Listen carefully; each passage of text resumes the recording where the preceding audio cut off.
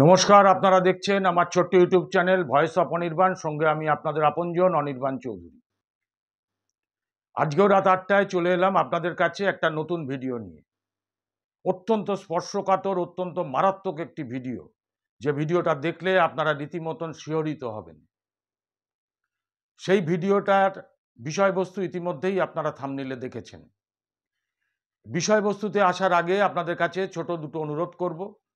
1 নম্বর অনুরোধ হচ্ছে, যারা চ্যানেলটাকে এখনো সাবস্ক্রাইব করেননি তারা অনুগ্রহ করে সাবস্ক্রাইব করে পাশের বেল আইকনটাকে প্রেস করে দেবেন। দ্বিতীয়ত হচ্ছে, আমি চাই আমার এই ভিডিও মুখ্যমন্ত্রী এবং প্রশাসনের কাছে পৌঁছক।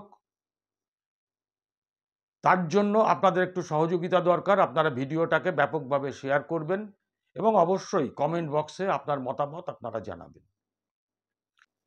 বীরভূম জেলার পাড়ুই থানার কসবা গ্রাম, খঞ্জনপুর মৌজা, সেখানে 22 বিঘে জমি। সেই 22 বিঘে জমিতে বসবাস করে একেবারে গরিব গুরব অসহায় কিছু মানুষ। তারা কেউ কৃষিকার্যের সঙ্গে যুক্ত, কেউ দিনমজুরি করেন। এই ধরনের পরিবারগুলো ওখানে দীর্ঘদিন ধরে বসবাস করছিলেন। তারা মোটা ভাত খেয়ে মোটা কাপড় পরে সুখে শান্তিতে বাস করছিলেন। কিন্তু হাঙরের চোখ পড়ল সেই জমিতে। একটি নামকরা প্রমোটিং কোম্পানি, তারা সেই জমিটা, ওখানে বসবাসকারী যারা মানুষ, তাদের কাছে পাট্টার কাগজ, তাদের কাছে বর্গার কাগজ আছে। তারা সরকার থেকে বর্গা পেয়েছে, পাট্টা পেয়েছে। চাষ করার এবং বাস করার দুটো অধিকারই তারা পেয়েছে। এত কিছু কাগজ থাকা সত্ত্বেও প্রত্যেককে ভয় দেখিয়ে, গাজোয়ারি করে, জুলুম করে তাদের সেই জমি থেকে উচ্ছেদ করেছে ওই বিশেষ প্রমোটিং সংস্থা। অসহায় মানুষগুলো এখন গৃহচ্যুত, অসহায় গরিব গুরব মানুষগুলো এখন জমিহারা। তারা দুঃখে কষ্টে দিন যাপন করছেন।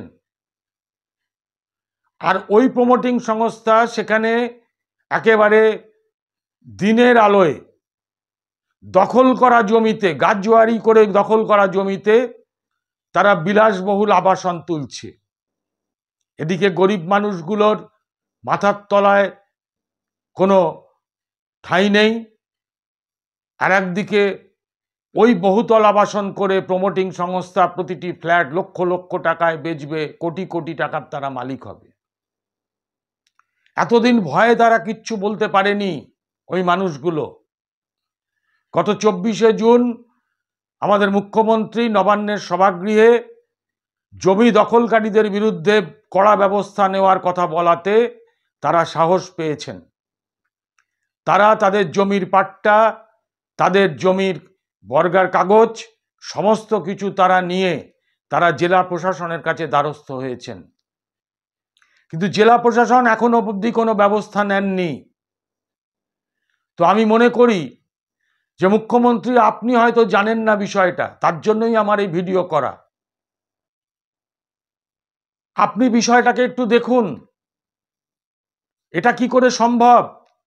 সরকার যাদের পাট্টা দিল, থাকার অধিকার দিল, চাষবাস করার অধিকার দিল, সেই গরিব মানুষগুলো কি করে আজকে তাদের জমিচ্যুত হয়? আর কি করে ভয় দেখিয়ে উড়ে এসে জুড়ে বসে একটি প্রমোটিং সংস্থা তারা কোটি কোটি টাকার ব্যবসা করবে?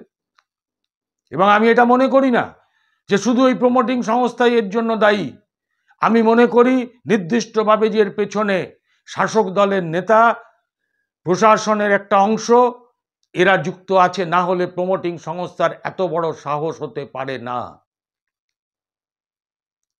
হ্যাঁ মুখ্যমন্ত্রী, আপনি হয়তো জানেন না, আপনি একটু খোঁজ নিন। খোঁজ নিয়ে আপনি ওইখানে যে যা চলছে সেটাকে বন্ধ করার ব্যবস্থা করুন। গরিব মানুষগুলোর জমি ফিরিয়ে দেওয়ার ব্যবস্থা করুন।